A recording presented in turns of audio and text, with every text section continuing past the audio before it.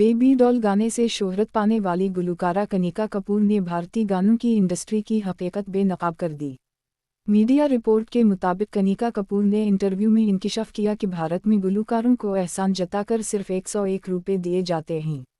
इन्होंने भारतीय गुलकारों की माली मुश्किलात और निज़ाम की नाकामी पर गुफ्तगू की और कहा कि गीत इंडस्ट्री में गुलकारों को मुनासिब मुआवजा नहीं मिलता। कनिका कपूर ने कहा कि सिंगर्स को असल पैसे नहीं मिलते हैं, मैं सारे कंट्रैक्ट्स दिखा सकती हूँ, सिर्फ 101 रुपये मिलते हैं और कहते हैं ये आप पर एहसान कर रहे हैं।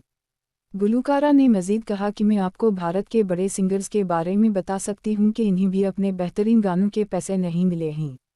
उनका कहना था कि भारत में ऐसी कोई चीज़ मौजूद नहीं कि सिंगर को पैसे मिल जाएं, यहाँ ना रॉयल्टी है और ना ही पब्लिशिंग है, गुलकारों के लिए तो कोई पेंशन प्लान भी नहीं। कनिका कपूर ने यह भी कहा कि सिंगर की कमाई तब तक है जब तक वो जिंदा है और इसकी आवाज़ चल रही और वो शो कर पा रहा है।